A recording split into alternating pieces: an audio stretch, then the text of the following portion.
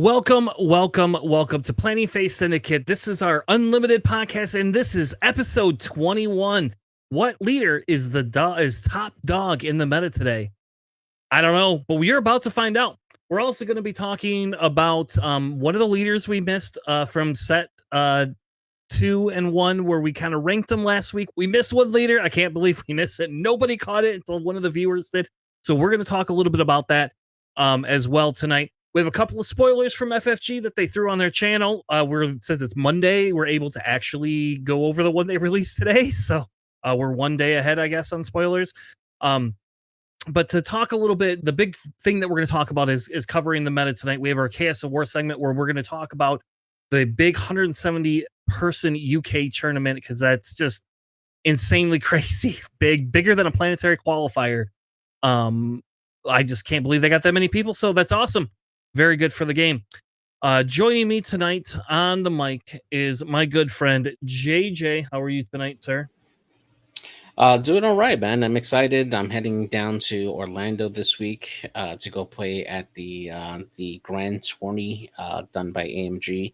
Going to be playing some Armada. Going to be playing some X-Wing this weekend. I was hoping that they would actually also have a SWU tournament there, but unfortunately, it looks like they're not at all, which is so odd considering how popular the game is in Orlando right now. But I'm excited for that coming up this weekend, and man, it's going to be a great time.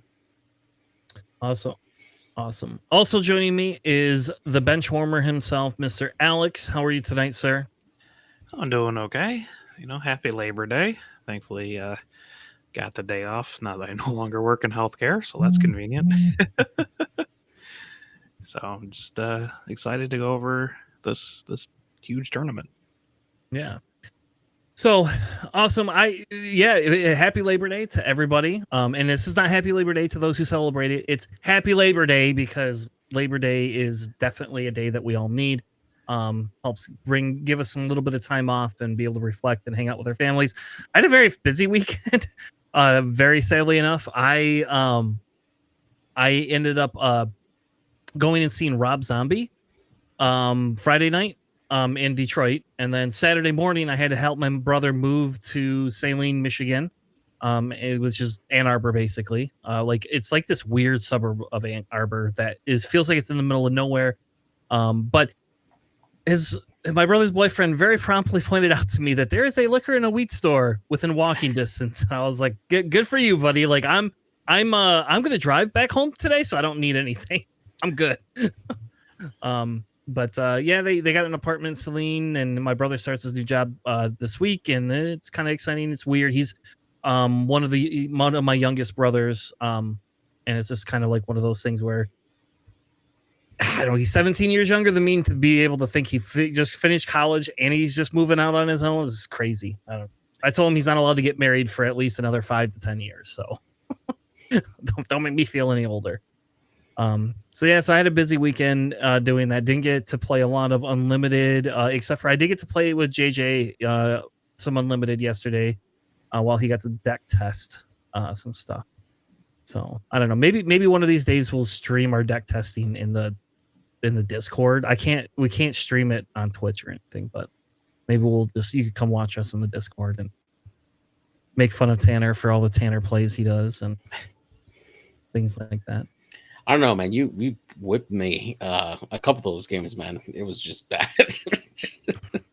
So Alex, the strength of Green Pulp is I don't even need a turn 1 play for 3 games, and I didn't lose any game, and I didn't have a turn 1 play 2 out of those 3 games. So I don't know what to say. A turn 1 play with Green Palpatine. There's a ton of them. It's what I said. I said the same thing too. I have like over 14 like turn 1 plays, and like I think both times I didn't get them, and I was like, oh, okay, this is stupid. Like one time I got 2 Mauls and 2 Vaders. So I was like, what's the odds that happens, right? Like that never happens in real life. I've never had it happen in real life. I built a Red Palpatine deck that I am somewhat comfortable. I mean, I'm comfortable with it because it's Red Palpatine, right? I've been playing it for months, but I think I'm kind of settled on these are the cards that I kind of want in there. Plot twist, or like the spice that I have is Discerning Veteran. Man, it just it takes up like the slot that I had Callus in my first set, but it's mostly like, oh, they just dropped a bomb. Well, I'm just gonna take it right now and deal with it later. It's actually like really convenient. And the super dirty thing you can do with Palpatine, right? You can use you're at 8 resources, use Palpatine's ability, kill your discerning veteran. Because that happens first, they release the captured unit, and then you can deal the damage to the captured unit and steal it. Again, the second time. that's dirty. Yeah. So Right. I think it's cool. I'm going to take it to a couple places. Yeah, I do not have the discerning veteran in mind. We'll have to do maybe a comparison video later this week. Maybe we'll sit down together when we finally record our green pulp. We got to do that. Like, this is your last call. This week is the last call. I have it. I have the doc ready. We just have to sit down and record It does our like deck. bail me out of just like, oh, they dropped a wrecker. Well, I'm just going to suck it up right up, Yeah. Yeah. Which is nice. And I think that's important. And that's things that I think we miss in our larger Red Palpatine discussion was that card specifically. We did not have that card slated in there. But it feels like it's important. Also, real quick announcement. I should have done this at the top of the show. 2 announcements. I actually had 2 announcements. Should have done them at the top of the show, but I'm doing them now. First announcement is we officially have an FFG spoiler. We are part of the FFG spoiler train this week. They are officially letting content creators release spoilers this week. We were selected to be part of the first set for this week, and we have a spoiler that will be airing on Thursday at 1300 hours. So if you I will set it after this video today. I will set it up as a premiere so that you can see it right on the YouTube. You can follow it, and it'll alert you when it goes live. Second is help us get more subscribers. We're giving away freaking cards. I don't know how to say this. Like, if you're listening or you have friends, even if they don't like Sue, have them come sign up. Who cares? We literally have Vader and Grogu. I'm giving these away randomly to one lucky person when we hit 500 subscribers. I would love to do that next week, Sunday. But hopefully y'all come and subscribe. But enough of that. Why don't we do our man or that's too much man segment?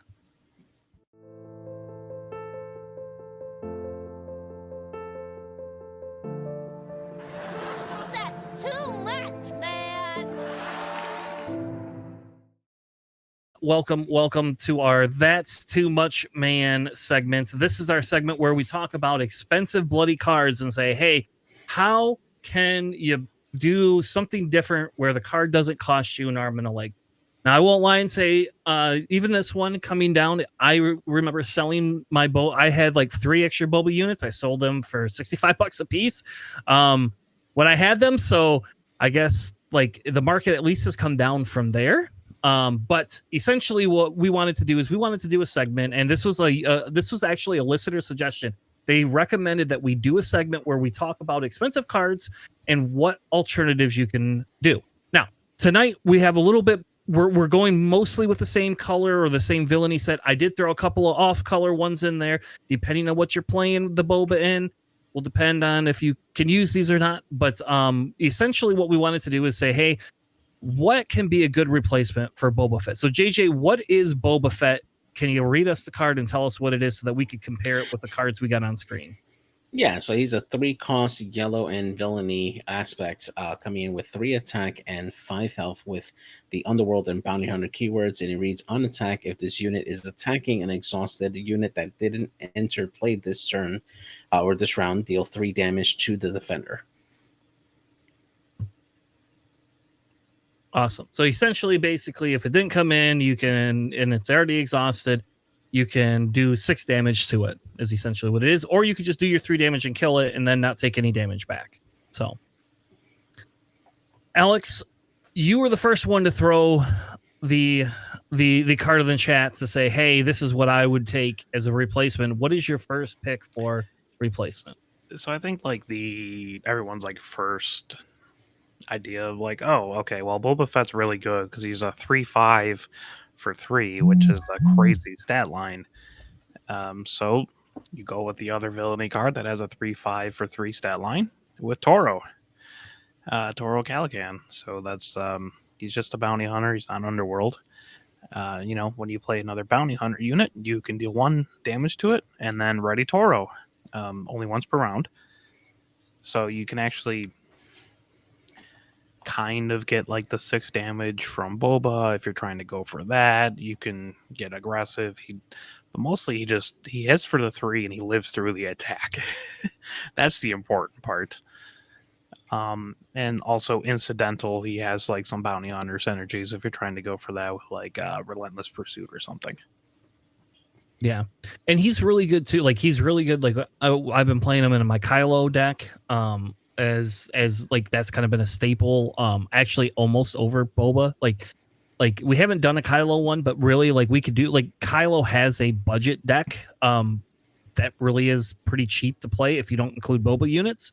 And Toro is a great replacement for that. So if you want a deck that's under $20, Kylo is a deck that's under $20. As long as you don't put Bobas in it, obviously. I actually run both Boba and Toro in my yellow Kylo deck. That's actually the top end of that curve, which is really silly. But I almost always prefer having Toro in that kind of deck just because I got like armed to the teeth. I can like swing in for 5, play a bounty hunter, whatever. Even if it's Greedo and he kills it, stand back up and hit for another 5 or whatever. You can do that without armed to the teeth, right? You just have Kylo's ability, or you can just keep stacking them all on there, and it gets really silly. Yeah. But yeah, just the 5 health is the biggest thing for Boba Fett. Yeah, I mean that and the free damage, right? But like the 5 health is really huge. Yeah. The next one we have is the Hunter of Haxian Brood, which is essentially an underworld bounty hunter. This one is a 4/3, so it's not the 5 health, but it comes in with the shield as long as you have as long as you have an enemy with a bounty on it. Yeah, so this one was just like, well, you're swinging for 4 and you don't die. It's kind of like having extra health like Boba Fett. But, without having Boba Fett, you have to be a little bit more for bounties. But if you have a bounty deck or like Jabba or something to give it out, he just comes down with the shield. He can hit pretty hard. He's also yellow in villainy, so he's also a 3 cause that kind of fits the slot. And he also has the underworld and bounty hunter keywords as Boba Fett does. Yeah, and that's like so if you haven't watched my Jabba, we have a Jabba red deck tech. We don't have a Jabba yellow deck tech. We probably could put a Jabba yellow deck tech together if people are interested. It is, in my opinion, red is better. But that's probably just because red villainy is really good, right? But this card just in of itself, like you could play this with like yellow Bosk, right? You could play this with anything that you want to, anything that relies heavily on handing out bounties for it. And the funny thing is if your opponent has a card that has a bounty on it, it counts. So those on green players that like their clone deserters, just wait until I get to play this and you can't kill it. So yeah, I'm exactly. excited. Yeah, it's really like the extra shield, the extra hit out of it is what we're trying to get at for that. Yeah. JJ, the next one is Incinerator Trooper. This one's a little bit of a stretch because it is a 2/2, but you can add experience tokens to it in many different ways pretty cheaply. So tell us what the Incinerator Trooper does and why it's a good replacement for Boba. Yeah, so this is a 2-cost villainy card. Comes in with 2 attack, 2 shield, and it reads, while attacking, this unit deals combat damage first before the defender. Really great card early on in the game, especially since you have a lot of those units that are cheap enough or lower in health where you can pretty much kill them before they do any damage to you with this. Really great, especially if you have green aspect in your deck to run timely intervention. You could essentially ambush this in for 3 costs and just immediately knock something out really quick there. I love to include this in my Tarkin decks, my Tarkin yellow decks, to just keep on buffing this as it goes on. Really solid replacement for that Boba, especially since you can get it out a turn earlier as well than Boba at 3 costs, and it's just a solid card all around. Yeah, this one's more like emulating like Boba Fett's like, oh, I do 3 damage to the unit before things, so you can actually kill it without Boba Fett taking the damage. And like JJ was saying, like things with Tarkin decks where you can just buff it up, or things that give out experience. You got covert strength. You got a whole bunch of really cheap cards that do that. Then that thing could just kind of get out of control.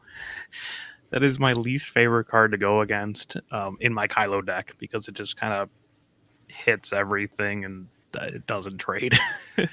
Yeah. Yeah.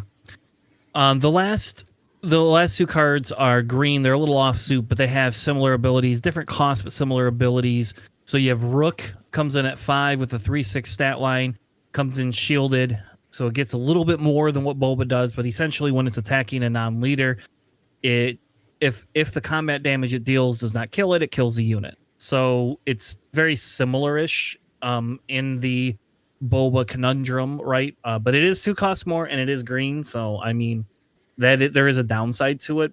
And I will say, Rook is really good with ECL. Like kind of like Boba is with ECL. So like you can take your Boba and ambush your Boba in and get rid of something bigger with your ECL if you need to, or you could bring your Boba in and ECL it in and it stays alive, right? And so that's what this does as well. Is it has the shield, it can be ECL'd in, it can be timely intervention in too if you really want to spend 6 resources, and then it can just like essentially kill something. So I don't know, like what do you have at 6 resources, when they have the 5 or 6 resources down, that's really big. Well, Pose and Wreckers, right?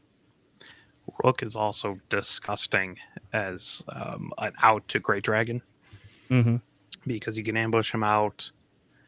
You can choose to have the Great Dragon do the 5 damage. If it does it to him, it just eats the shield and kills the Great Dragon. Or if you want to do it afterwards, he swings in, hits the Great Dragon, loses the shield, and then the Crate will do 5 to him at your base.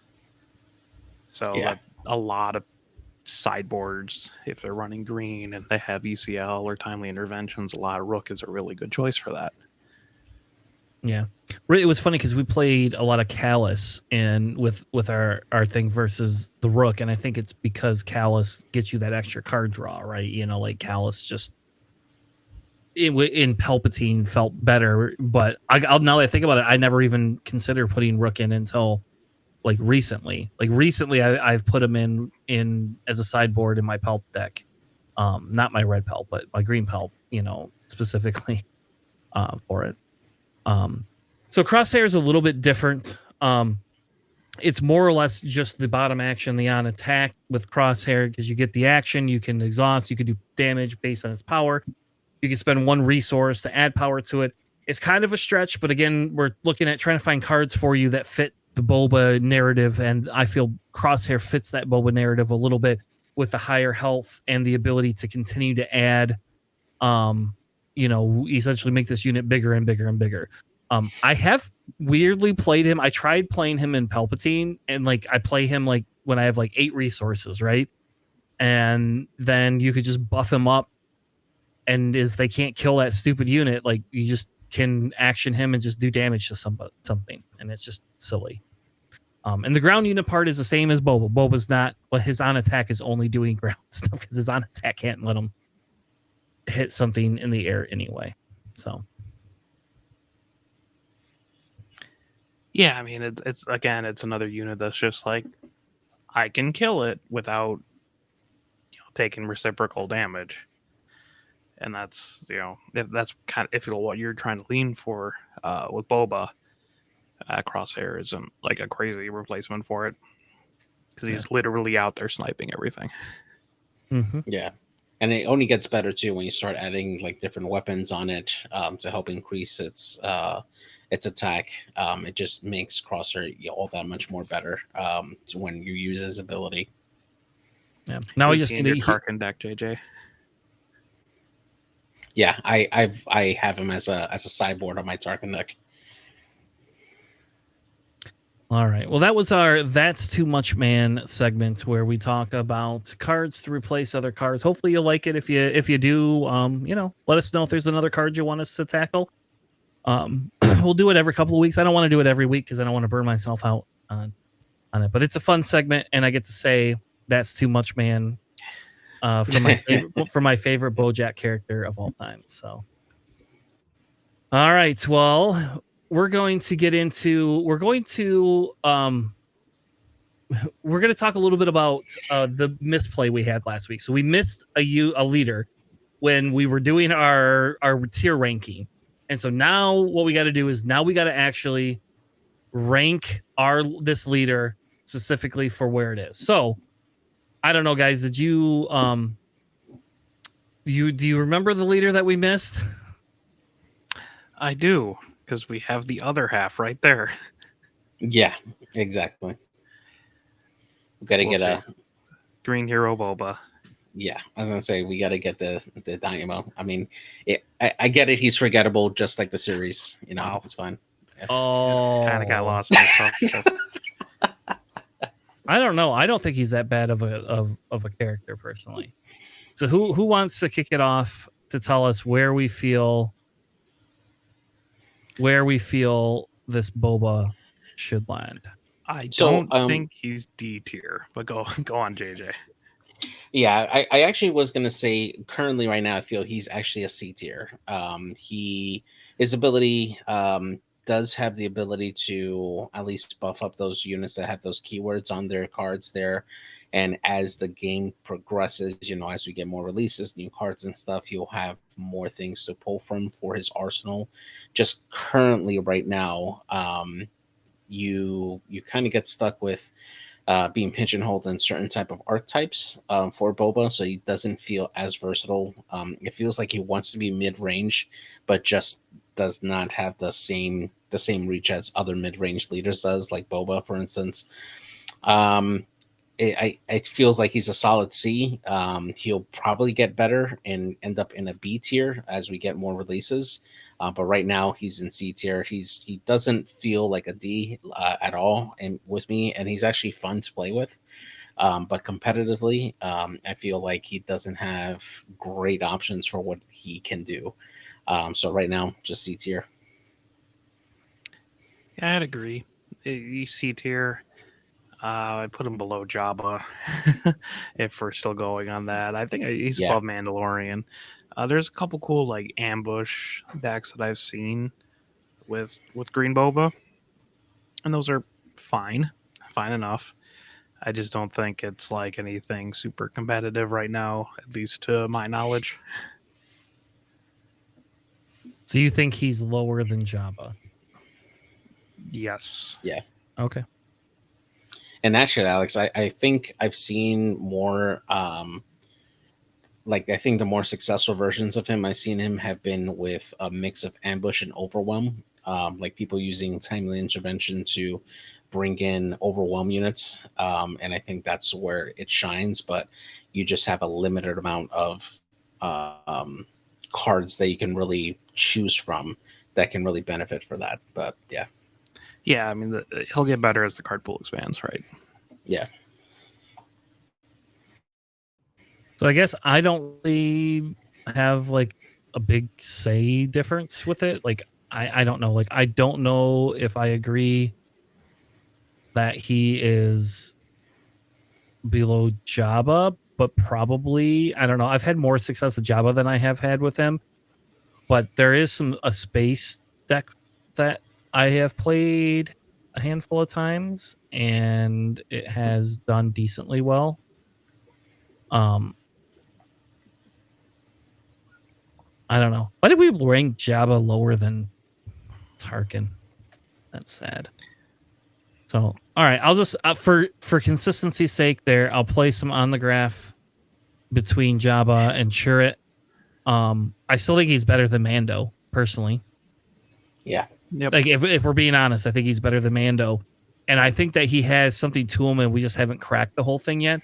There is a lot of keywords, and like I'll say, like in draft, he's amazing. Like I played him in draft and like had a heck of a time, and like I only lost one game with him in draft. So yeah, and like Sentinel units exist, right? If you're going the Sentinel round, just giving them an extra attack, it is a pain to go against. Yeah. All right. So there we go. That's where we put him right there. We just had to make a quick correction from last week. We were not able to. I just can't believe I missed it. Well, there's 36 liters, so or 28 or whatever it is. So fair enough. All right. Why don't we do our spoiler segment? Let's do our Galactic Gazette and talk about news and spoilers real quick.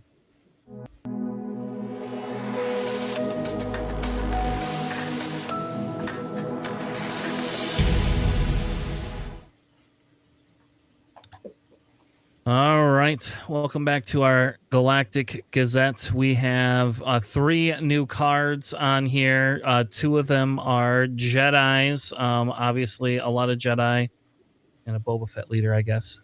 A lot of Jedi are here to stay. So I'm not surprised to see Jedi. How about that? Gore, I was very surprised to see. Personally, like I did not think that was a card we were ever going to get in Unlimited, but it's here and it's got like some cool text behind it and every single like keywords you can imagine. So I guess we just talked about Boba, right? Gore could work with Boba because it has 4 keywords. That's nuts. But either which way, Alex, we're going to let you go first. Pick your favorite card. What do you want to cover? well, I mean, we were just talking about Gore, so we might as well go directly into it, right? All right. So, yeah, Gore. I guess Grievous's pet. Weird. So it is a 12 cost green unit. It is a 7/7, which is abysmal without the keywords that it has. It is a separatist creature and it's also a legendary. It has 4 keywords. It has exploit 3, so you can, defeat 3 of your units, up to 3 of your units, to reduce his cost by 2 for each. So you can get him down if you kill 3 of your own units. You can get him down to 6, where he's a little bit more reasonable. Definitely not 12. So yes, he has exploit 3. He does have sentinel. He has ambush, and he has overwhelm. It's a keyword salad. Yeah.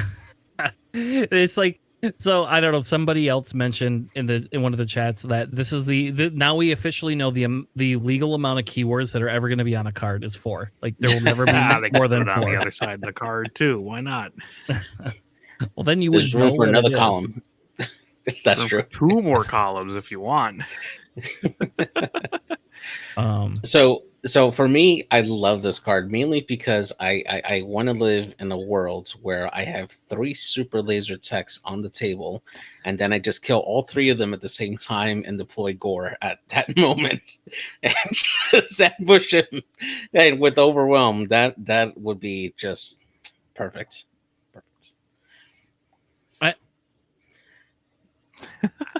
Yep, it works. There you go. I'll just say that works. Name JJ, I guess, or something that else that has like undefeated effects. I don't think this card is particularly great. Yeah. Just throwing that out there. Yeah. So I'm gonna say that like the way I see this card is that like if we talk about Crate Dragon versus not Crate Dragon, this card is not a Crate Dragon, right? Like this does not have the same effect, but we don't know what else is coming, right? So we don't know like how easy it's going to be to get units out. I will say a 7/7 Sentinel is good, right, for 6 resources. So I think it's going to it's all depends on how easy it is to get out your other units and not have somebody kill it. And I won't lie and say like I guess some of me only care so much if somebody's killing a 1/1 unit. Like if they don't have overwhelm as well. If they start having overwhelm, it's going to be a bigger issue, I think. I don't think this card is like top of the charts. Like I think this card is better than Finalizer. How about that? There you go. This is a better legendary than Finalizer is. It is like solely dependent on how well you can just create units on your turn. Yeah. Yes. Question though, for for Crate Dragon and interaction with Exploit, do you pay what you, or does he do damage up to what you actually paid, or what it Nope, costs? the cost is in the top left-hand corner. So it's still 12. Yup. Yeah, so Crate Dragon just gets better this set, by the way. Yeah, if you have an ECL in your deck and you play this with a Crate Dragon up, yeah, let me just wipe out half you of your can't. your You can't. base. You can't. The only thing you can. You don't need ECL with this. No, I'm saying if you just happen to have it and you can play it out of hand, like The whatever. ECL is 6 cost or less units. Yeah. Right. No, I'm saying like if you have a that base and you're saying just because all damage. Yeah. Yeah. Yeah. Gotcha. Yeah, just nuke half your Your base. Yeah, just for playing this. I mean, like, it's so susceptible to, like, you know, if you like waylay it, right? You're just like, cool. Now I have to kill another 3 things to drop it down. Oh my god, a waylay would be so bad. Oh my gosh, yeah, that's bad. Or cunning, or like just anything. I don't. Well, you can't cunning it. You can't bounce it back because it's too high of a power. But like, yeah, it's like cool. Any bounce or like any like vanquish or like, you know, probably take down after an ambush into one of your things. Unless you are really good and your deck is built around generating a whole bunch of stuff for high exploit, high cost things, it's good. The opportunity cost is pretty high for that. But it's cool. Yeah. It's just, it's hard to justify running that over like Maul, right? Like, Maul probably either cost 1 more or just always cost less than Gore, and you still get the 7 attack and ambush and overwhelm, and you can push the damage off. You don't get the Sentinel, but you do, because people want to kill Maul as soon as he hits the table. It doesn't matter. Like if Maul hits the table, people don't let me keep my Maul. It's a Sentinel in and of itself. Yeah, so yeah, that's that card. That's an interesting choice for the first legendary. Yeah, I think it's cool and thematic. How about that? Because we have Grievous as a leader, and now we have Grievous as pet. So now you just need to get me a bloody Soulless one, which I'm guaranteeing that they have to give us to us. If they don't give us a Soulless one, I quit on them. I'm just saying it right here. Give me a Soulless one so I can play it with my Grievous. Yeah. Let my Soulless one put Grievous inside of it. There you go. Yeah, it'd be nice, but it'll probably be a 9 cost. So there you go. It will not be an. It will not be a 9 cost. Yeah. Screw you and your XWA points. We will do a XWA X-Wing points discussion later. JJ and I have very varying differences in this one. Whereas I can't believe that they gave me Grievous for 4 points, but then they say, oh, now you're going to get a 9 cost Soulless 1 title, and you could put that in a Pervian plating only on him. And oh, we're not going to give you any more droids, but let's keep moving. You're going to piss me. Don't push the X-Wing button. No, that's what I'm saying. All right, JJ, which one do you want? I'm going to do Plo Koon. Just a side note, I always hoped that the Jedi would be assigned to the colors based on the lightsaber that they wield, but yeah. Well, anyway, what would you do with Mace? Mace is purple. Red. I mean, that's close enough, right? Okay. Mace so is a red card, guys. He's already in the game. That's what I'm saying. Yeah. But anyway, we got Plo Koon here with cunning and hero aspect, coming in with 3 attack and 6 health. Has Force, Jedi, and Republic keywords. Comes with ambush and then coordinate raid 3. And while you control 3 more units, it gets a +3 attack there. Definitely really good, especially if you have cards that help you bring out those token clone units there. You just need 2 tokens out on the board, or just 2 units in general, and you bring out Plo Koon, becomes a 6/6 attack for 5 cost. It's actually fairly good. And if you have any other ways to buff that raid, what's going on, mainly with that X-Wing that I can't remember off the top of my head, can go up to a 7. Yeah, red 3. There you go. Goes up into a 7 attack, 6 health for 5 costs. Really good. I definitely like this particular card. I think it's going to be a staple for Yellow Heroic. Yeah, I love Plo Koon. Just solely based on my experience with X, like nothing to do with anything else because I never watched any of the stuff. But it's hard to like. I mean, Plo Koon's cool because you like ambush him out for 6 on a 5, right? But it's like, but if you don't have the 3 other units for Court, well, I guess it includes himself, right? So like the 2 other units, you just wouldn't you just rather have like Anakin or like Poe? It's like Anakin's also a 6/6 for 5, but when he has 2 other units, he draws you a card, and Poe just does Poe things.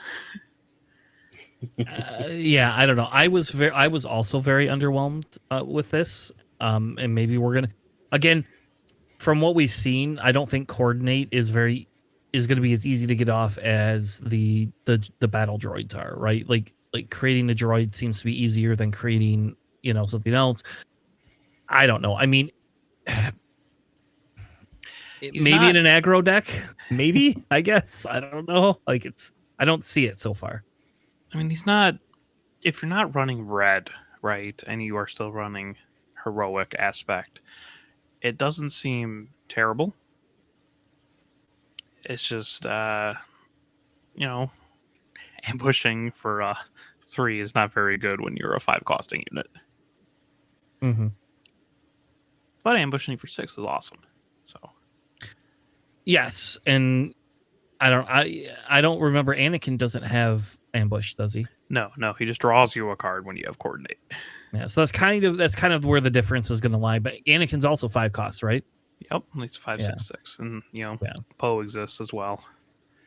Yeah, so I don't know, like and we have ECLs, we have timelies, we have all these other like ways of ambushing. I guess I see this going in non-green decks. How about that? That's kind of where I see it. I will say, like, we talked a little bit about Boba, the new old man Boba leader. Like, this fits with old man Boba leader because of the keywords, and it's like now becoming a bigger thing. So I mean, maybe he gets better. He's better because of that. Because Boba can make him even if you don't have the other units out, Boba can make him a 4/6 when he comes in, right? And technically, I guess if you had the other 2 units, he would be a 7/6 for 5, which is probably pretty good. Like that's pretty good. But I'm telling you, if you're playing against me and I'm probably not going to let you have that many units out. I'm just not going to do that. Like, but I play control decks, so I don't know. I mean, like, if you have an open, or like if they have no Sentinel and you have a couple of units, a surprise strike with Plo Koon for 9 does seem pretty scary. Like, he hits, like in the same way that the clan challengers do, right? So,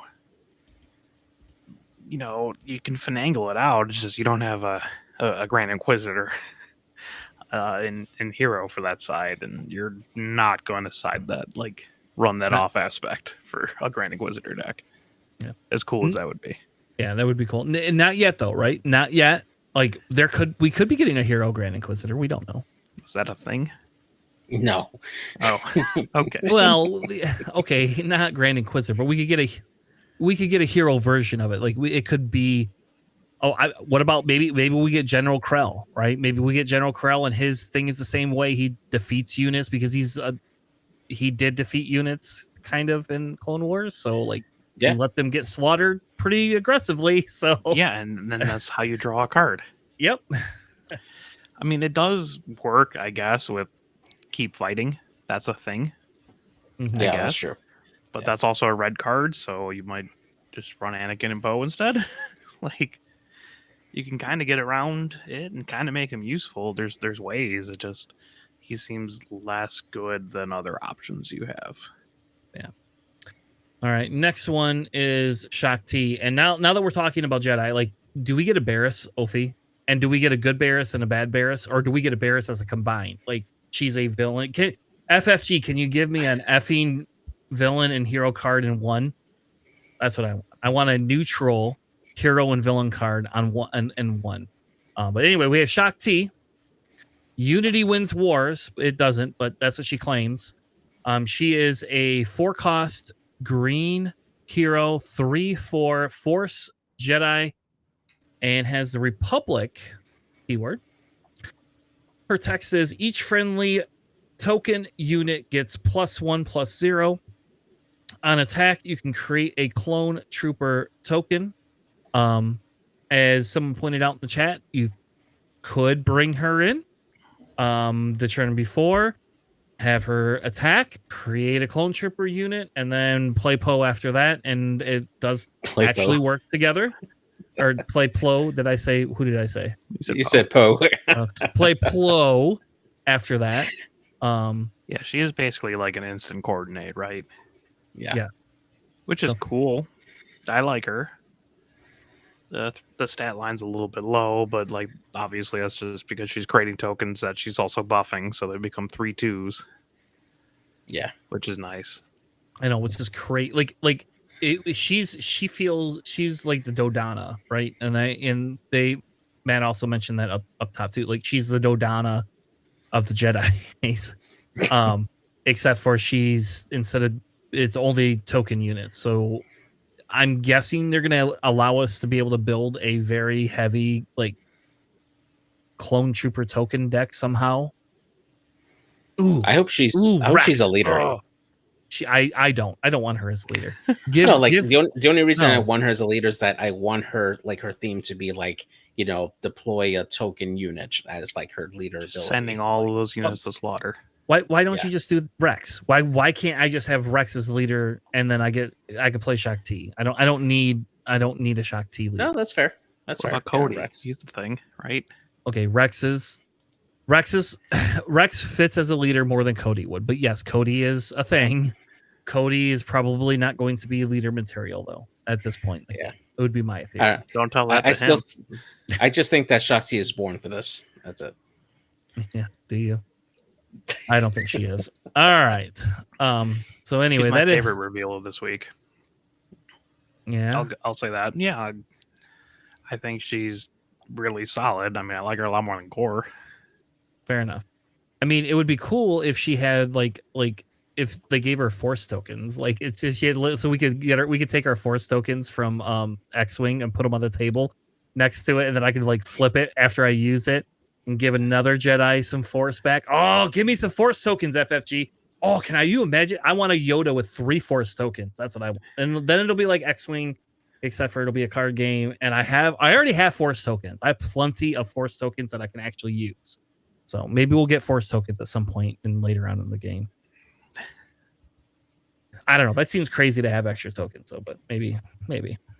It is worth noting that she does say friendly token unit. So if they ever create more token units that aren't clone troopers, she would also still buff them. Yes. Yep. It's future She still gives you more clone troopers, but if they ever have other units that are tokens. Ooh, wasn't there a card that created battle droid tokens too? Yeah, you play this overstatted unit and you give your opponent battle droids. Yes. Okay. Yeah. Give me some. I'll play her and give me you give me some battle droids. Yeah, like token units. Yep. All right.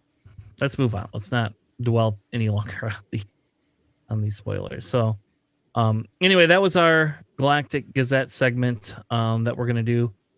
To round out the show tonight, we are going to do our Chaos of War. We're going to be talking about the big tournament, as well as we're going to talk about kind of the overall stats. So I want to go through the overall stats first, kind of look at, some of the different things that are happening.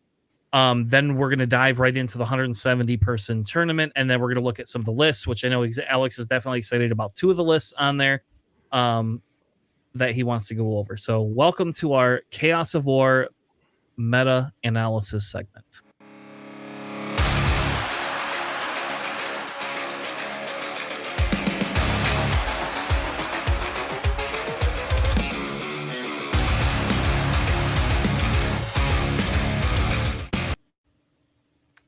All right, welcome to our Chaos of War segment. Tonight we're going to be covering a little bit of where the meta is at, who's the top dog, as well as we're going to be covering the 170 person tournament and top 8 analysis. But I wanted to go over a little bit on a high level first. Shout out to K Mitch. Thank you so much for putting these statistics together. I am very, very grateful somebody's putting some of this together, and he has done a good job.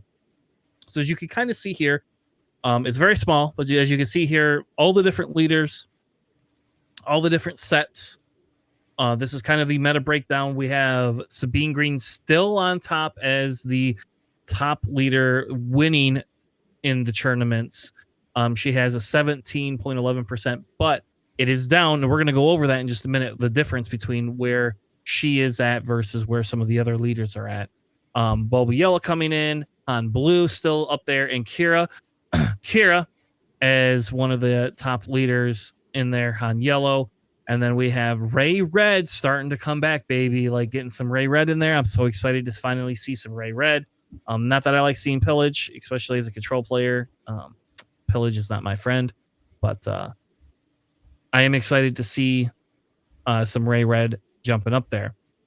So at the bottom, you can kind of see who's won. You know, there's been some crazy runners up. Most of the winners are kind of, where I feel those are very norm. There is the Ray Red is the newer one. Boba Green making an appearance, coming back again, but we'll get to that in a minute.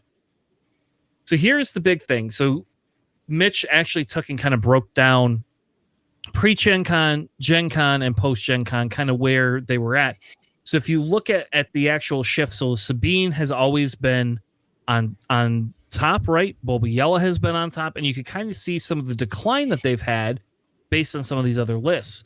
We've seen a rise in Han, right? Han's going up, baby. Kira Green going up. I always knew that would happen. And then we see Han Yellow actually going up, even though in Gen Con we can, like, Han Yellow just kind of like was very, very there. And I think that's kind of what carries a little bit of that average there. Alex, you see anything crazy in here? I mean, we see some Vader Greens coming back, right? That's kind of exciting to see some Vader again. Yeah, people are trashing like red green villainy decks, and I don't quite get it. So I mean, it's nothing like crazy surprising. If you know, I've got some personal opinions on several of these decks, but it's not surprising that it's not surprising to me that Bulba Yellow tanked harder than any other deck, because again, it's just kind of it doesn't really quite have a good end game, and it's more relying on tricks and exhausting, and if you don't snowball, it just sputters out completely. So against control decks, that it fails more because it sputters out faster, because control decks control the board, and that's kind of the whole point. And so Bulba Yellow controls units and not really the board state itself. Yeah. So do you think the dip in Sabine Green is because of the fact that we're seeing more control, or do you think it's because some of these mid-range decks are having better play into Sabine because she's using Darksaber, right? She's trying to throw things off the board, but she's not building into units per se. Well, whenever a new set comes out, everyone goes back to just doing aggro. Because that's easy to build and it's fast and it works. So I'm not surprised that it anytime the set starts, it's aggro, and then it just kind of slowly goes down to control in terms of performance. So it's not terribly surprising to me. So it's all pretty normal. I think there's other aggro decks out there that might be able to hang, but it's a lot of your Han decks, right? They play mid-range, but they're kind of aggro because you're dropping overstated units one turn early with young Han, right? So yeah, it gets a little weird. But it's not terribly surprising to me, because there's always a shift from aggro down to control as the game goes on, until another set's released or something else happens or someone discovers something crazy. Yeah. It's funny seeing Bulba Green go go up. I don't know if Gen Con is a good benchmark. I mean, that's really the first larger tournament per se that we've had. That's like it's a 3-day tournament that was not a 3-day tournament. Like, it would be more interesting to see if they had taken, if they actually, what I would have liked to see is if they took the way they took day one is they kept so many of the top players, moved them into a day two, reshuffled, and then put more players into the second day, and then kind of like did the same thing every day until you had a top cut, of crazy top cut on Sunday. But that's just my weird coming from X-Wing Worlds type thing, and maybe we will see that at Worlds, but I think that gives us a little bit bigger perspective because, and I'll pick on the KTOD. I guess not picking on, but I will bring up the KTOD guys, for example. They switched decks, towards the end of day, for the third day, they switched to Kira, right? And then they had very good success with it. And we don't know if it's because everybody in day 3 was sick of running. If all these people had been carryovers from day 1 and 2, had been sick of running the original decks that they were, right? Like, can you run Sabine for 3 days straight and not get bored of it? I can't. I can't run it more than one tournament and get bored of it. Same with like Boba Yellow. Like, did people just say, "Oh, I'm done playing this"? Or there was a lot of Pelp in day 1, but then Pelp didn't show up as much in day 2 and 3. So like the biggest problem with Gen Con statistics is that there's so many other things that flowed into that meta for somebody going to a tournament to play 3 days. Like, I have 7 decks built right now. If I went to a Gen Con next year, you know what I'm going to have? I'm going to have 7 decks built, and I'm going to probably play a different one every day. Unless they have, like, cash prizes, then I'll play whatever wins. But if it's not cash prizes, I'm going to play whatever I find is fun. And, hopefully we can still play Pelp by then, right? I'll just bring 4 different versions of Pelp, and I'll play a different version of Pelp every day. All right, I won't do that, actually. There'll probably be other leaders that I'll be able to play that hopefully outclass Pelp by that point. And that's what set 3 is going to do. Is this going to change things like crazy? Because now, instead of just the 36 leaders, we're going to have what is it? Is going to be 54 bloody leaders in the game. Like, that's a lot in 1 year. That's a lot. Yeah, that's crazy. So, like, I won't even have enough time to play every one of the leaders with the new stuff. Like, there's just not enough testing time, I don't think, for it. No. I don't know, JJ. You see, there's Hantu Green in there, showing steady. Yeah, I'm actually really excited to see Kira Green also come up as much as it did. I mean, a 10.77% increase since before Gen Con. I mean, it just shows that there's a lot of viable options in that particular archetype for Kira. And it's doing well. I mean, considering that the majority of the board here was Sabine, that likes to be very aggressive there. Kira just has some answers for that particular deck, and we're seeing it. And I would like to say it's probably in response to the vast amount of Bobas and Sabines that we've seen across the board.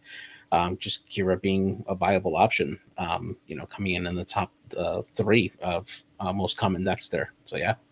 So do you think that we're going to see a shift in Sabine Green deck tech to tech against Kira?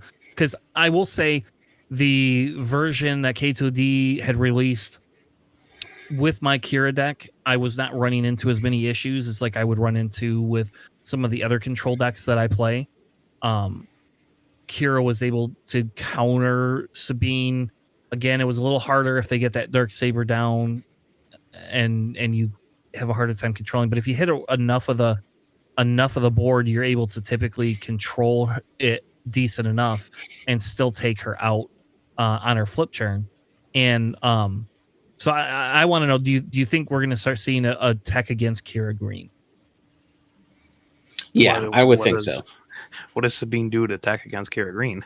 I don't know. I don't play Sabine, so I don't have a good answer. Probably, I was going to say probably a little more saboteurs in there. Maybe sub in a couple of units that attack a little bit higher. Maybe a couple of more ambush units in there. Just side in, open fire. Yeah, exactly. I don't know what Sabine Green would do to specifically attack against Kira Green. That also wouldn't like be bad against other decks that you see. The other part of it too is using probably more space units as well. Go a little more heavy on space side if your opponent is looking to tech against the ground units for Sabine. It's a little less inefficient, but most people aren't prepared to deal with a lot of hard-hitting space units in the Sabine deck. So that's another logical step, I would think, for Sabine to tech against Kira decks. All right. Anything surprising about the shift? I mean, I know Alex, you're not super high on Kira overall. Even so, I mean, I do think if we shift away from some of this aggro and move into a little more control meta, you know what that means. I mean, that just means Pelp. Like Pelp can start cleaning up, and now we're gonna have to tech against Pelp decks. I mean, Palp ain't gonna lose to Kira, right? Nope. In general, so bring on the Palp meta, man. That'd be great. Yeah, I mean, because that's kind of I think where we're headed with that, and I'm all for it too. Because I actually started playing Pelp mirrors. Like I started requesting them on a certain technology that we pre-play on, because like I think it's very important if Pelp does make its rise before we hit set 3. I want to be able to know how to play against the mirror. It feels right now that we're not. Pelp mirrors every week. I guess I'll have to come live out in Detroit for like a couple of weeks with you. Yeah, it's whatever. It's like, oh, okay. It's not terribly stimulating, but it is what it is. All right, so let's move on to the 170 person tournament in the UK. Some of you really wishes I lived in the UK now, because the UK has some of the best X-Wing tournaments, and now they have some of the best food tournaments. It feels like I would love to just go to a 170 person tournament. This is a day we're just doing an average $20 buy-in 170 person tournament. Yep, here you go, Chris. There's your weekend. I would be going to Manchester in a heartbeat for that. So this is our top cut. I don't know why I put top cut in here first. This is kind of where the top cut lies. We had a Boba Green beating out a Pelp Blue. Alex, a Pelp Blue of all things. Yeah. I have a local who loves Pelp Blue, and that's like his main deck, and he's still been tweaking it, and he still does super well with it. But it's crazy it lost to Boba Green, though. That's all I'm saying. I would not have expected that. So there's that. It is good to see Pelp in that the top 8 here. So we also have another Pelp Green. We have some Boba Yellows, Han, and a Ray, and one Sabine making in there.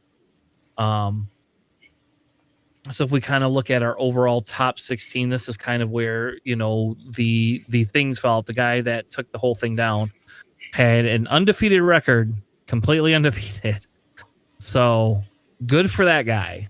That's crazy. He was undefeated going into Top Cut, and then undefeated obviously in Top Cut as well. I guess I did not know in a 170 person tournament that has 8 rounds, you come out with one undefeated, and then you have 1, 2, 3, 4, 5, 7, and 1. So that's crazy. There's only that many, so yeah. But, all right, why don't we move to the actual meta breakdown? So this is kind of your win percentages. The count, Sabine was the highest played deck at 30 decks. They took up almost 18%. So again, when we talk about who's top dog and who you're going to see, there's 2 different things. You're going to see Sabine. Is Sabine top dog or not? I don't know. I think that's a conversation. But this tournament was not. But here you have, a 50. It's got a 54% win rate, almost 55% win rate right there. You could then run Boba, and I think this counts the 2 Bobas together. I don't think this separates them out. No, it says collecting the bounty, right? Which is not Daimo. No, I'm sorry. Between green and yellow. So. Oh, yes, that's what you mean. Yes. Yeah, sorry. No, I know it. I know the difference. I know the leader itself. We know the other. Someone says Boba Fett. I tell them they have to specify. There you go.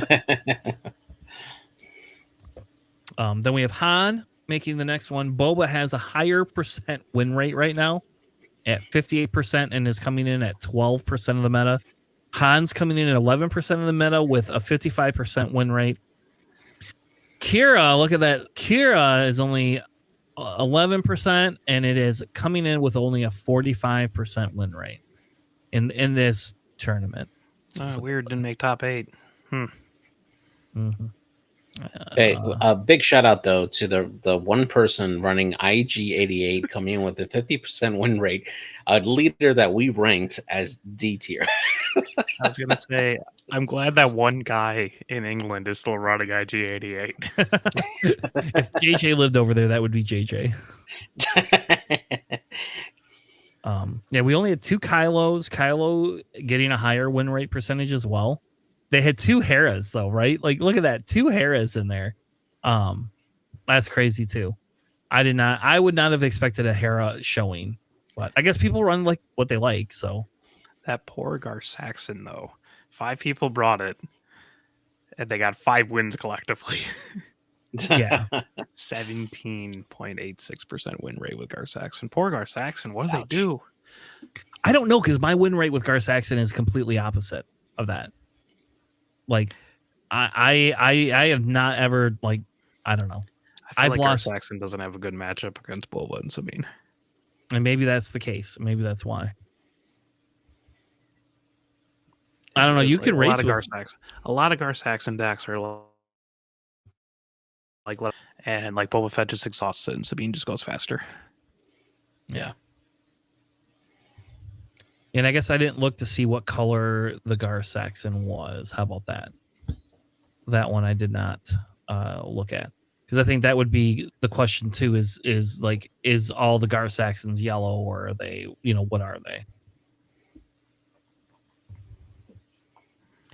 But yeah, anyways, that was cool that they broke down all the decks like this. A couple people still running Luke. Good on them. I still think he's completely underrated. You got 3 Cad Bane decks. That's a little surprising to me. Yeah, and also 10 Vader decks, which is awesome. I love Vader. Yeah. I don't know why people stop playing him.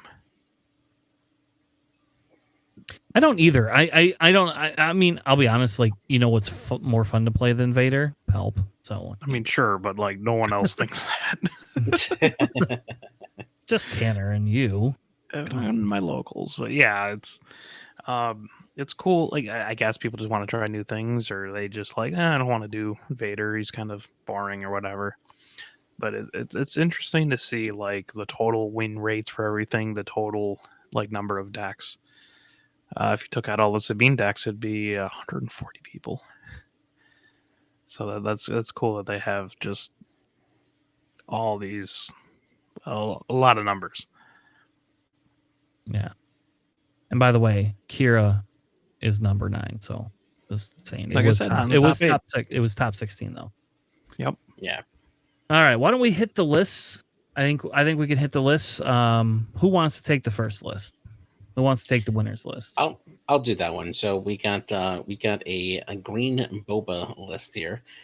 We got 2 copies of Greedo, 2 copies of Salacious Crumb, 3 copies of Bazine, 2 Cloud Riders, 2 Patrolling Y-Wings, 3 copies of Cop Fan, 3 Super Laser Techs, 3 7 Fleet Defenders, 2 copies of the Boba Fett ground unit, 3 copies of Bosk, 3 Fett Fire Sprays, 3 Vaders, 3 Mauls, 2 Reinforcement Walkers, 3 copies of McClunky, 2 No Good to Me Deads, 3 Resupplies, 3 Overwhelming Barrages, 3 Hotshot DL-44 Blasters, 3 Boba Fett Armors, and 1 Jetpack.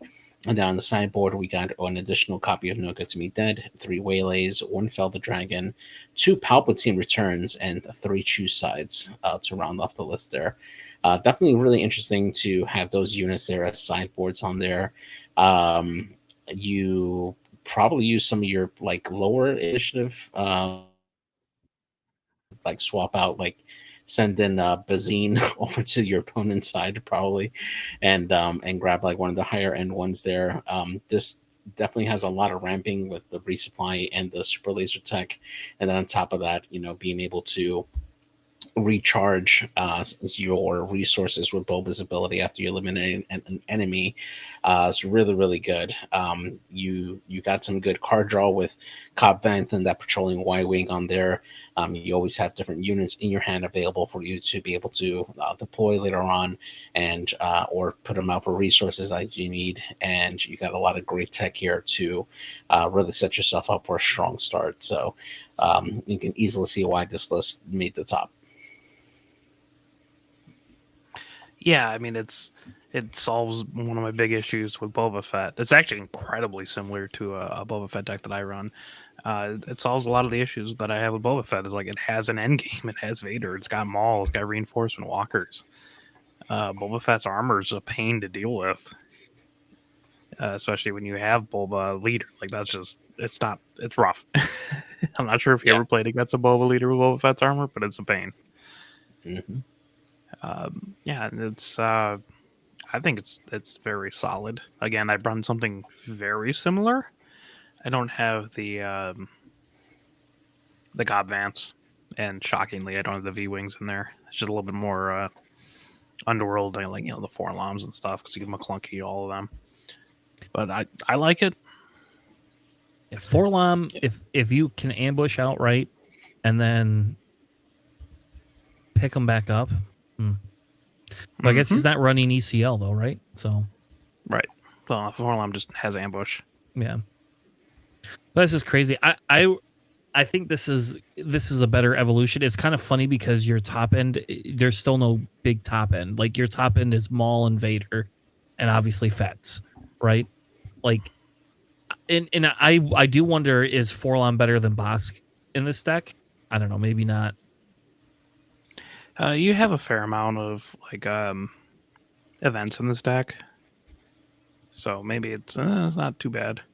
Also, I believe this is like a 54 card deck.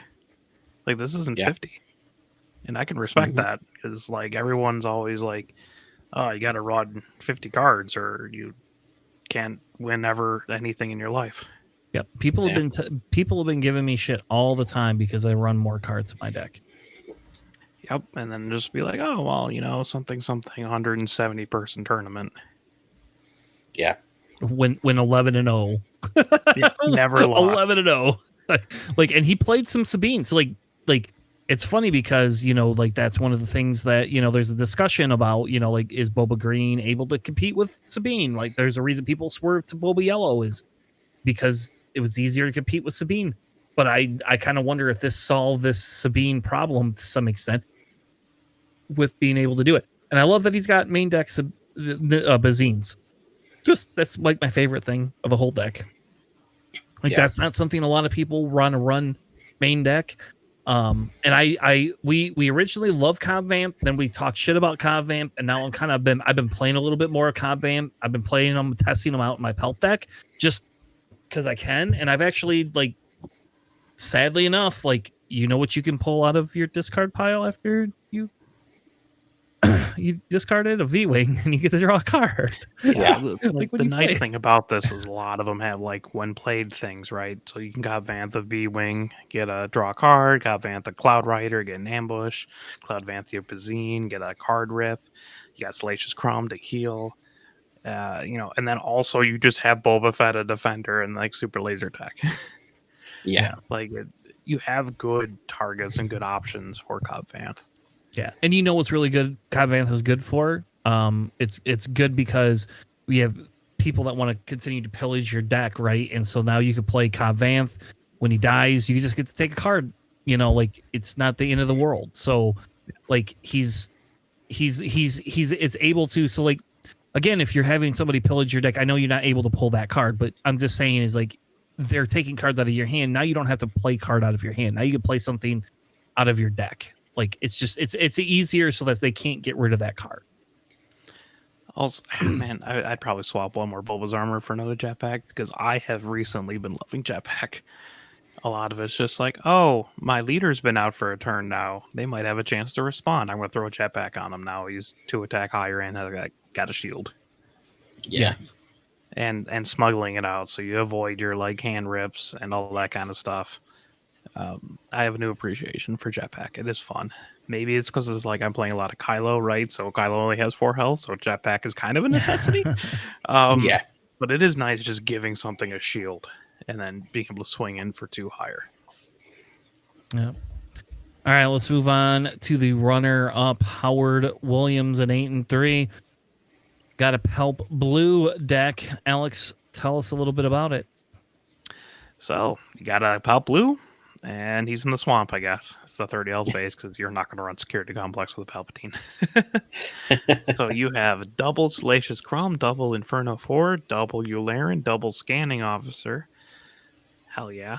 Triple Emperor's Royal Guards, triple Super Laser Tech, triple Black Sun Starfighter, triple Vader. Huge jump from 3 to 7, right? You got triple Vader, double Reinforcement Walker, double Snoke, double Avenger. And then you get to triple Power of the Dark Side, triple Resupply, triple Make an Opening, triple Vigilance, triple Takedown, 1 Fell the Dragon, 1 Rivals Fall, triple Super Laser Blast, and double Entrench, double Traitorous. In the side, you have a restock for Control Mirrors where they try to mill you out. You got triple Devotion for a little bit more heal. You got double Fell the Dragons for some big nasty things, another Rivals Fall in case you need more control, and triple Relentless also probably for the Control Mirror. This is actually pretty similar to one of my locals that does a blue Palpatine deck. He does have like the triple making openings, the Power of the Dark Sides, all that kind of stuff. I don't believe he has main deck Scanning Officers or Yularen, but it's more officials, right? Like my Palpatine decks, I run triple Yularen, triple Scanning Officer. 6 seems to be a nice critical mass for those Royal Guards. So I like it. And Scanning Officer is so good as a turn 1 play because it sets you up for your Emperor's Royal Guard. It strips a resource of theirs if you have the initiative. Like, you know how many times I've played against like a Lando with my Palp deck, or played against a either a Lando or a Kylo, or even sometimes even a Sabine that has that Cassian that they just feel is safe as a Cassian. Boom, goodbye. Have a nice life. And screw you. Oh, Yeah, you're fine. I've done it against like Blue Han, right? Because they have Chewbacca, and they're just like, well, no, whatever.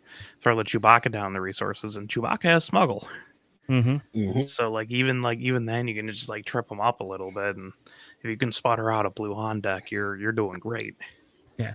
And like as a Pelt player, I care less about like the things I'm smuggling. Like it's you got rid of a timely intervention. Ooh, like that was just a win more card. Or the enterprising lackeys, I do get a little bit sad sometimes, but I've actually learned to play away from them a little bit more, and I've leaned into escort skift a lot more than I've actually used the lackeys for things. I found that with Pelt's Return, you don't need the lackeys to dump the cards out as much. It's cool tech, but it's not like, I don't know, I can just ambush and kill something. Yeah.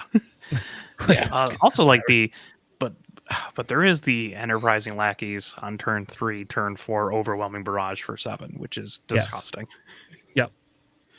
And especially because like most especially most of the aggro decks are not taking out your they're your lackeys, they hit 5 back and they just come back. Yeah. But that is a different Pelp deck. This is a blue one. This seems solid. Your Vader, I'm actually pretty surprised about Vader over something like Maul, because you're only, I guess you're pulling the Black Sun Starfighters, the Super Laser Techs, the Royal Guards, and I guess you have Salacious Crumb and Inferno 4, but you're not getting the Yularen and the Scanning Officer.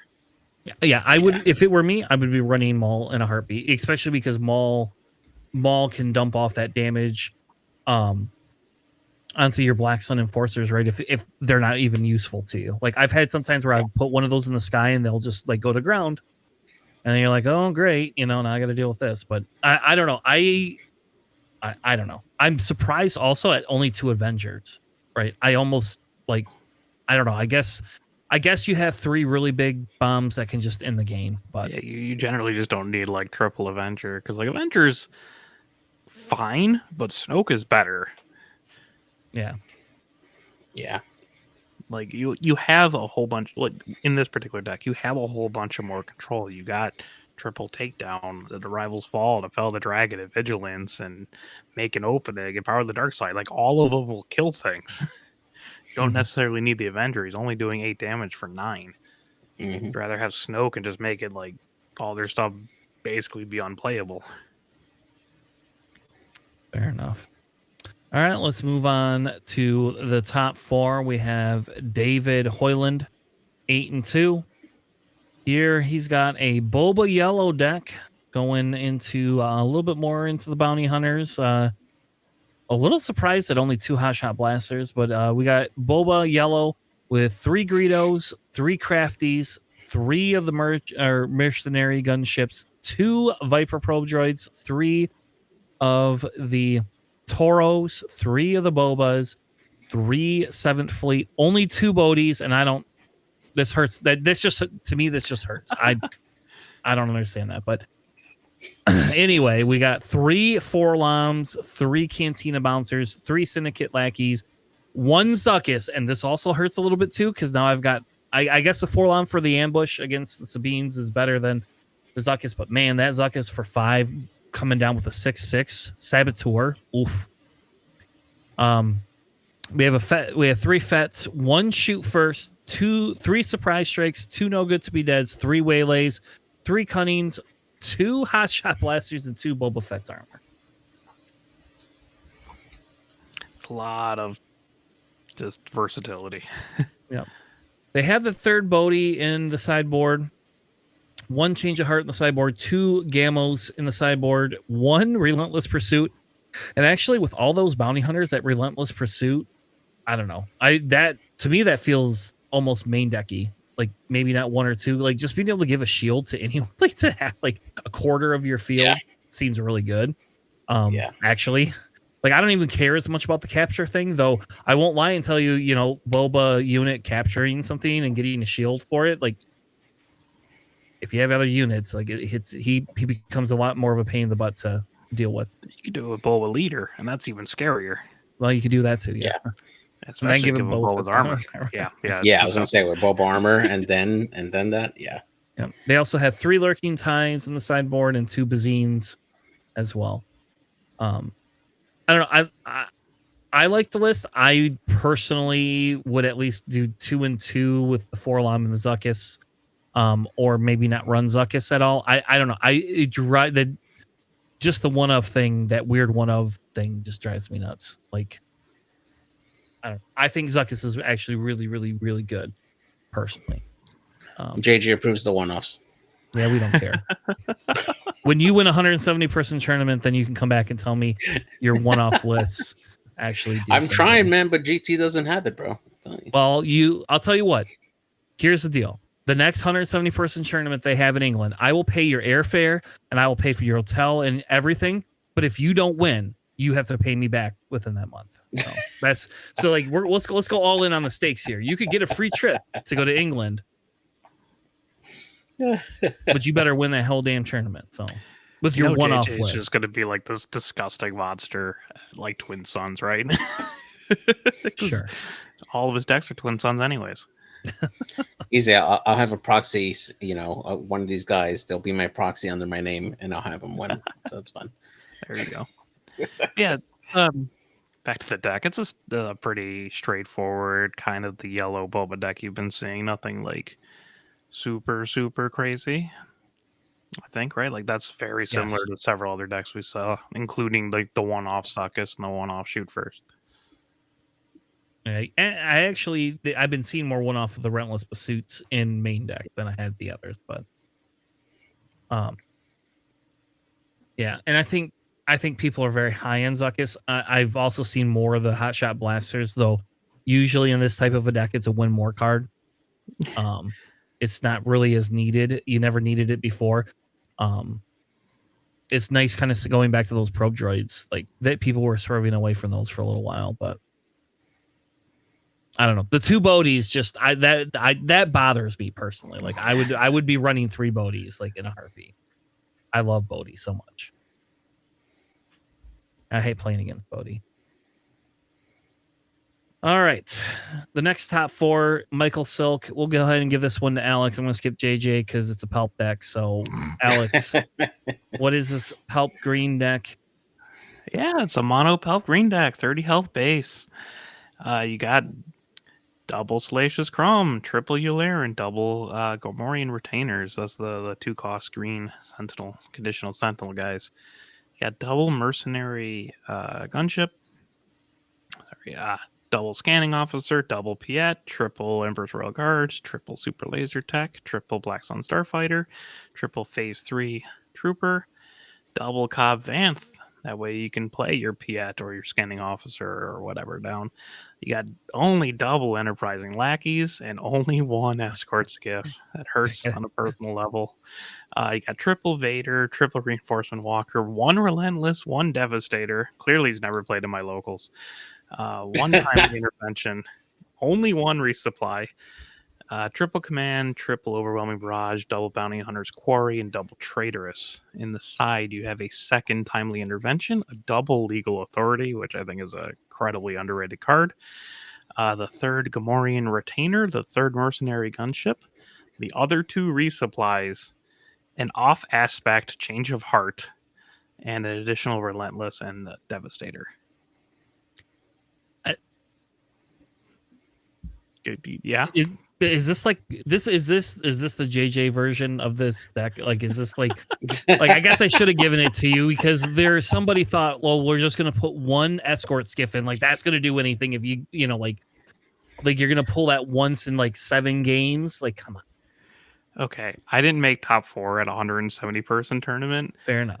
But man, one resupply just feels so egregious to me.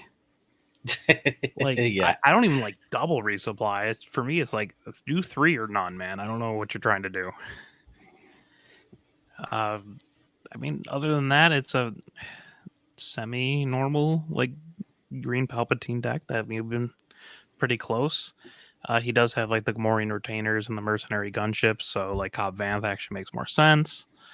You have 7 officials plus Palpatine for your Emperor's Royal Guards. That's always nice, but I don't know, man. One Relentless, one Devastator. Oh my god, I had to play 4 Devastators to win a game. Like, yeah. And I think that's so I will caution you in the aspect of that. Like, I don't think because our metas here are different than their metas there, right? But I think in a large ass tournament, we don't play heavy control is not in a larger tournament. The majority of people do not want to play a slogging 20 minutes to 30-minute game. Right? I would love that.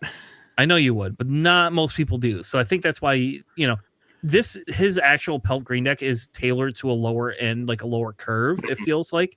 I mean, like that Bounty Hunter's Quarry, I've never, ever in my life ran that in a Pelt deck. I don't know why you would. But in this deck, it makes a lot of sense because you could pull out something pretty easily. But there's 0 TIE fighters, so I don't know what you're pinging. I don't know what you're pinging here. Like, who do you want to kill to get a super laser text? I guess. Yeah, I mean that's your option. Like, I don't mind palping like scanning officers or mercenary gunships, right? Especially the mercenary gunships. Yeah. Or Piats. I'm still not a big fan of Piat. Like, what are you doing in this deck? Piat's only needed for 5 for your cards reinforcement walker and your relentless and your devastator. Like, Vader's already got ambush. Nothing else costs more than 6. And Vamp has an official, so you don't even need it for the official title, right? Yeah. Like, this deck is so official heavy, it's not even funny. Like, this is way more the officials than I have in my deck. Yeah. I mean, like, I feel like in this deck, I would immediately cut those 2 Piats for Vaders or more Escort Skiffs. Probably Escort Skiffs. Sorry, not Vaders, Mauls. Yeah. I think you would just put them as. Yeah, it's weird that it's like a lower curve, but you don't have the Escort Skiffs, which is like what you ambush out to kill lower units, right? Mm-hmm. Yeah, can you imagine like having a Gamorrean Guards, a Yularen, and then ambushing out that Escort Skiff? Like that next, like you get to heal for one, then you get to kill something. Maybe like it gets to still live, and then I don't know. I do not like the Bounty Hunter's Quarry at all. I don't understand having one timely and then the one resupply either. Like, I think you just go all in on something else, or I don't know, like, or just put the Devastators, like put Relentless in your sideboard and at least have 2 Devastators. Like when I want to pull a big ship, I want a Devastator.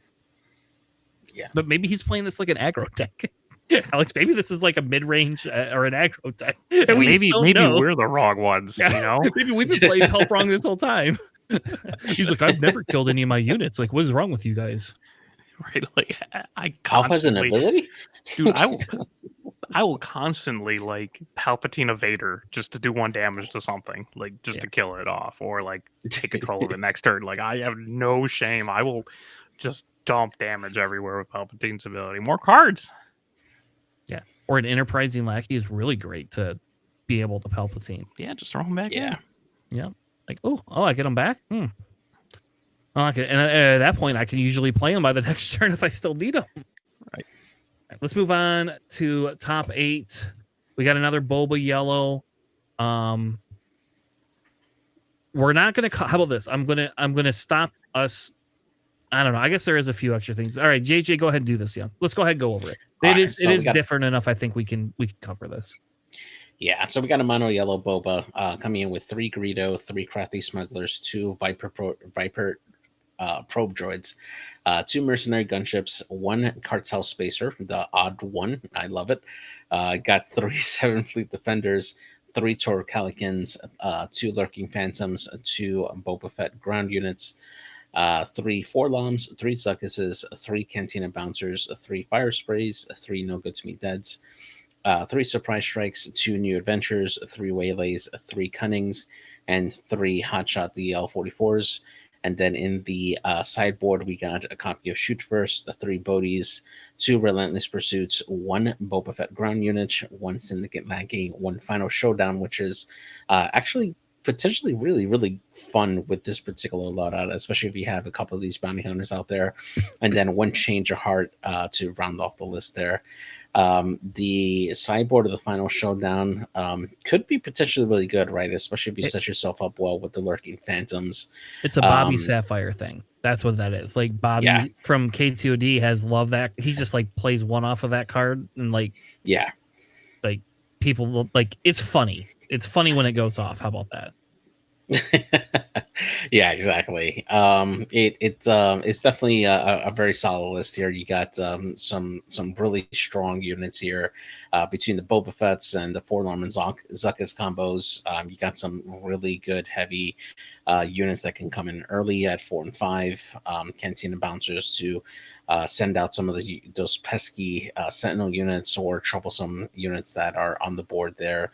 And you've got some really good control with the no good to be deads and waylays and cunning as well on there.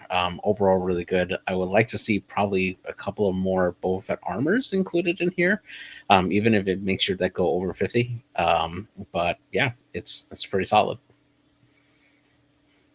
Sacrilege. Going over 50. I mean, you could cut that cartel spacer for some Boba's armor, right? Yeah.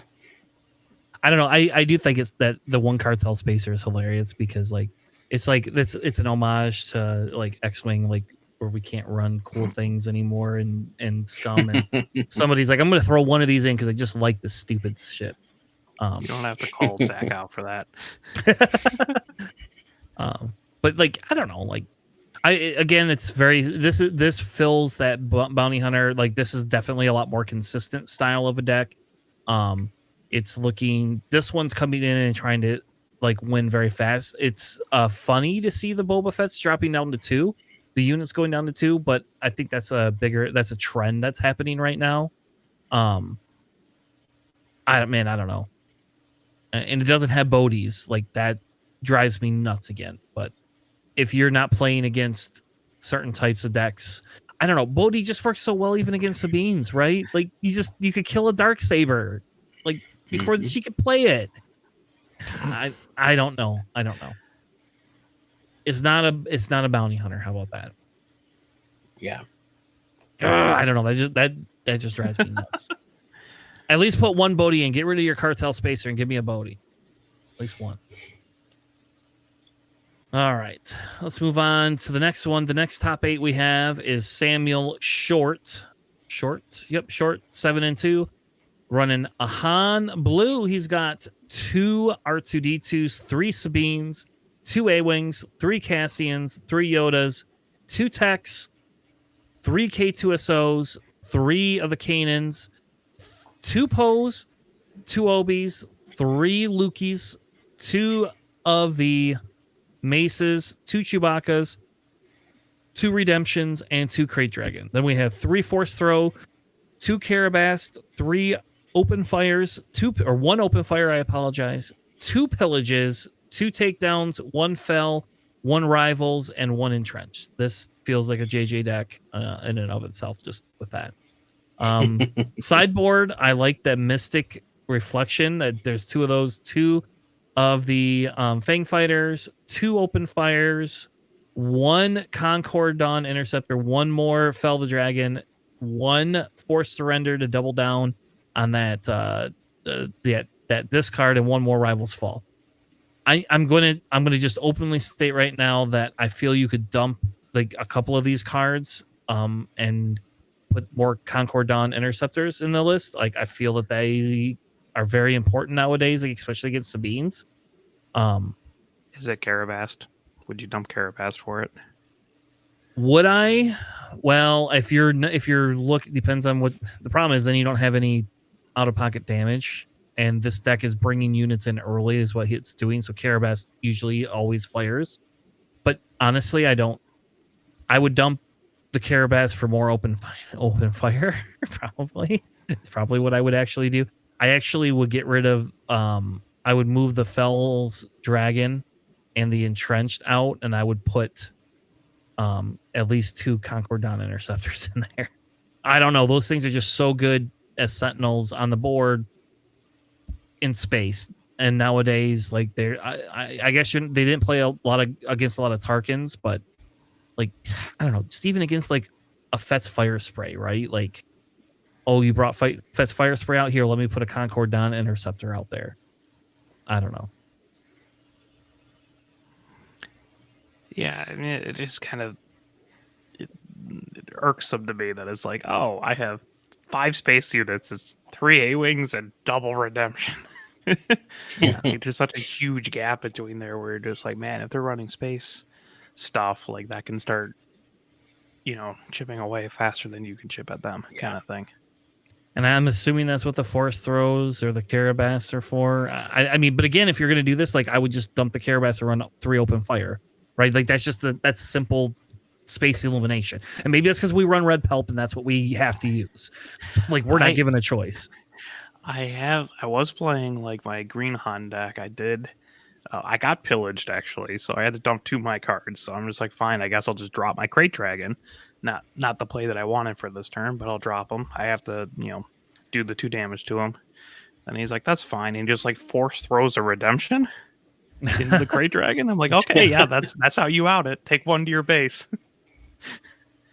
So, like, the Redemptions and like Chewbacca's and Maces aren't bad Force Throw targets. You have a fair amount of Force users in here. I mean, you got Yoda, Obi-Wan, Kanan, Luke, and I guess Mace. So it can out some things. It's I agree. Weird. Some of the one-offs are a little bit weird to me. Yeah, especially the entrench. Like, unless you're using that to like entrench Obi-Wan, which is kind of annoying.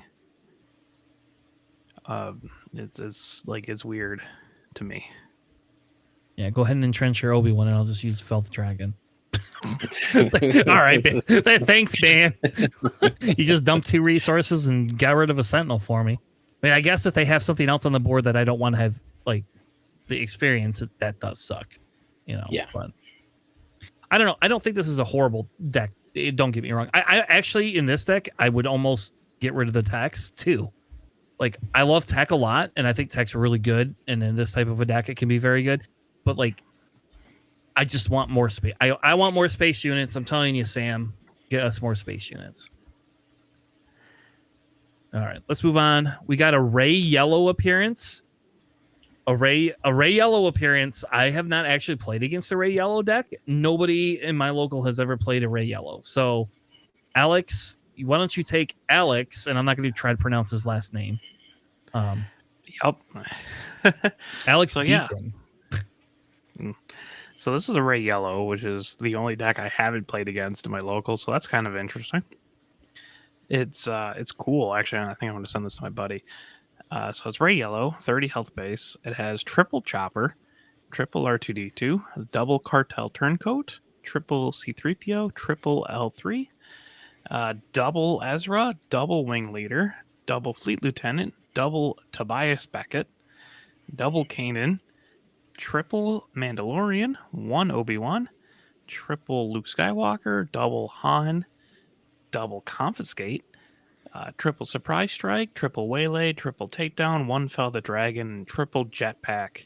In the side, you got triple Village Protectors, triple Concord Die Interceptors, double Rivals Fall, and double Redemption. And that is one of the most cleanest and best sideboards I've ever seen. And those would be the cards that I would sub in. Overall, I kind of like this deck, actually. You have, like, C3PO is fine. His ability is probably not going to trigger nearly as much as you'd hope, compared to other raid decks that I've seen where you just build a lot of 2s and 3s and you just call them with C3PO and have a bunch of draw. But it's unique. It's cool. I enjoy it. You have enough Rebel units where, like, Wing Leader isn't terrible, but, like, Rey herself isn't a Rebel unit, so that's a little bit anti-synergistic.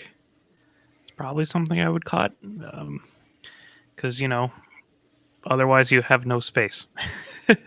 Your Wing Leaders are your only space units, which is really weird to me. Well, I guess you got the Cartel Turncoats, but yeah, I'm in the same boat. I would dump the Wing Leaders for the Concords immediately. I actually, if you want the Rebel piece, I actually would side out the Wing Leaders and fleets and put in the villages and the Concord down. That's probably the big changes I would have made as main deck, at least. If you want to keep them as sideboard, that's fine, I guess. It's funny. I almost would do 2 Mandos and 2 Obis as well. Yeah, but man, that Mando can be a pain if you have, like, a super buffed out, like, Chopper or R2D2 or something. True. Yeah, that's true. Or, you don't want your opponent to collect the bounty on the Cartel Turncoat. I do say I love that we have Choppers and C3PO and R2D2 all in one deck. Mm-hmm. I like that piece of it. And, like, you have a fair amount, fair amount being, like, you have 4 other Spectre units, right, with the double Ezra, double Kanan, 4 Chopper to actually, like, get raid if you needed it, or for extra mill off Kanan. Mm-hmm. I'm assuming it's designed for that Kanan piece right there, right? Like, that's one of the big advantages of having Chopper. I guess you could still hit him. You can still buff him twice. So I don't know. Yeah. I'm more assuming the Chopper's there because he'll be a 3/5 in a couple turns for little investment. Yeah, because you could play Chopper turn 1 and buff him in the same turn. Yep. So it's like, this is kind of reminds me of, like, the earlier Luke Green decks, right? Like when we first had Luke Green, this kind of has a similar-ish feel to that. I like that they have 3 jetpacks because, like, that's just like you buff a unit and then just stick a jetpack. Oh, you're gonna kill my Chopper? I'm gonna put it on a buff Chopper. Now I've got like a 5. I've got a 5/5 unit. I guess my side tangent of me how much I love jetpacks was a little bit too early, eh? Yeah, a little bit too early. I mean, how does that work though? Don't they have their own boosters? Like, why would they need a jetpack? Jeez. Okay, shut up, JJ. Jesus. All right, JJ, you're fired. All right, JJ, we're gonna give you the last deck. Omar, 6-3, top 8, only top 8 to come in 6-3 with the Sabine Green. Tell us what the deck is. So we got a Green Sabine deck here. We start off with 2 copies of Spec Force Soldiers, 3 copies of Green Squadron A-Wings, 3 copies of the Sabine Wing Ground Units, 3 Battlefield Marines, 2 Alliance X-Wings, 3 Red 3s, 3 Wing Leaders, 3 Cassian Andors, 3 Fleet Lieutenants, 3 front Fighters for Freedom, 3 K2 SOs, 3 General Dodanas, 3 Wreckers, 3 rebel assaults, 2 heroic sacrifices, 1 timely intervention. Thank you for the one-off. 3 for a cause I believe in, 2 heroic resolves, and 2 dark sabers to run off the list there. And then we got on the sideboard here 2 daring raids, 2 disabling fang fighters, 2 Sandari peacekeepers, 2 bright hopes, and 2 Ewing reinforcements to run off the list there. I am a little surprised to not see the Sandari Peacekeepers as a mainstay into the deck, mainly because you're facing off against other aggro decks. Just having that that bit of restore on your side does help at least keep you alive in case you're falling behind on the damage race. But other than that, yeah, pretty solid for what we see for a Sabine deck. That Darksaber is just absolutely devastating when you have it on Sabine. She can really just swipe in and do some really good heavy damage on there. Yeah, I think the reason they're not main deck is because this is a very heavy rebel focused Sabine deck. Like, Yeah, so that's fair. like otherwise there's no point in having general. If you start swapping out other things, General Donna doesn't. He just doesn't like. He's not. You might as well dump him then if that's what you're gonna do. And That's I fair. think Dodonna fits better into this deck than the Peacekeepers do. Personally, the Peacekeepers are there as like in case shit type things, or if you're running to get something that can steal your Dark Saber or take it off, you can swap that out in your sideboard, and it's an even matchup. So Yeah, it makes more sense for it to be in the side if you go against like another aggro mirror match, right? Like that restore is huge. I'm actually kind of surprised they have like double U-Wing reinforcement instead of like double Star Viper, because that's usually what you would see for like a side just to restore something. Mm-hmm. And So- no Poe, which is crazy to me. yeah, that'll say. And the post slot is that General Dodonna slot, right? Like they're just looking to go lower to the ground. And I guess in this case, I would almost dump those Dark Sabers probably for the pose, but I don't know. Like, I don't know. Dark Saber when it goes off is really good. You could at least put one Poe in and just get rid of that timely intervention there. Then you can have your one-off Poe at minimum. But Poe's also not Rebel, is he? Right? No. Yeah. Resistance. And so that's kind of, I think that's your other thing, right? Is again, it breaks that Rebel synergy that they're going for. That's fair. Yeah. You ever had played against a Dark Saber K2SO? I played against I a have. Darksaber Sandari Peacekeeper. All right. Well, that's crazy. Played against a Dark Saber Death Watch thing, like the red Loyalist? villain that has a grit and overwhelm. Yeah. Oh, Yeah, gross. that was with Bando armor. Yeah, that would have been really terrifying if it didn't have Rivals Fall in my hand. Mm-hmm. Or a Velvet Dragon. But a K2SO with that on there is just insanely hilarious because it's 8 damage, whatever. It can kill whatever and just like live. And I don't know. I've also seen people drop that Wrecker and then drop one of those Dark Sabers on it the next turn to keep it alive.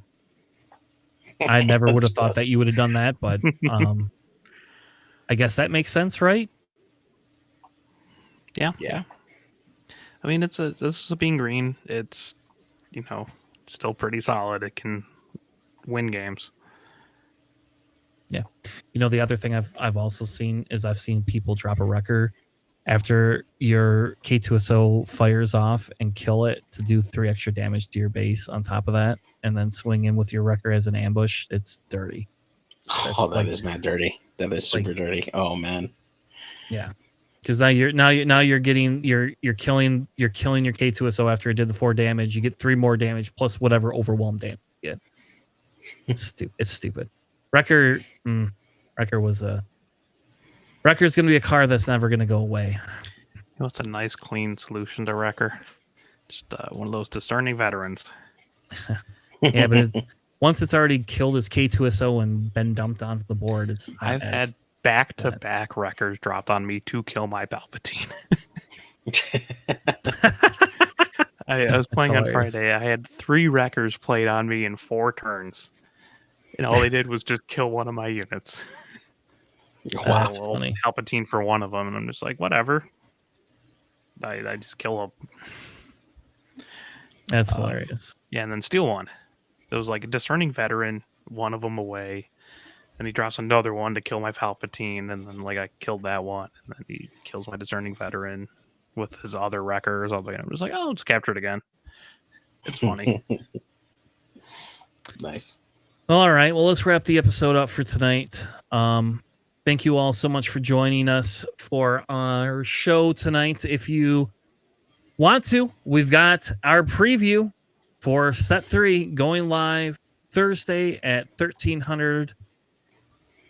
You're welcome to catch it. It'll be live on the YouTubes. Maybe I'll stream it on. I probably won't have time to stream on Twitch. I'll stream it live on YouTube though, for sure. So you'll be able to see all of the glory of the card that they gave us for set 3, which is really fun and really nice of FFG to do that for us.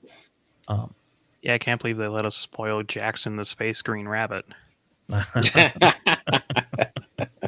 At least it wasn't Jar Jar, right? Yeah, like, I know, right? like Darth Jar Jar. Jar Jar. Yeah, that's. I almost made that joke too. Yeah, at the end of the turn, you have to give it to your opponent, right? And then they don't want it. And then if you don't want it, they have to pay you. Like, no, I don't want this guy. You have to pay It's you. like a reverse Snoke where it just gives -2 to all your units. Yeah, no, right? You switch it at the end of every turn. It'll be great. All right, hold on. That actually sounds like some awesome design space. I kind of feel like I want that card now. Stop it. Stop it. I don't want a Jar. I don't want a Jar Jar in the game. FFG, if you're watching this, please do They're not give us 100% going to put that in there, right? Like they can't not put that in there. We had it in Destiny, so it's probably gonna get given to us. Anyway, thank you so much for watching the show. Please check us out on YouTube. Find us on Discord. If you want to get in on the giveaway, we got to hit 500 subscribers. Get in on the giveaway. Help find your friends. Tell them, come get in on the giveaway for a free Vader and Grogu event special card. I don't know how to say it. Like, I have a Vader like literally sitting here. Like, it's like a $50-$60 card. Come get it. Somebody come get it. Anyway, thank you all. We'll be back next week, Sunday, 9 p.m. Eastern, 2100 UTC. Thank you all. Have a good night. And we'll see you Good night, everybody. on the flippity flop. Thanks for listening.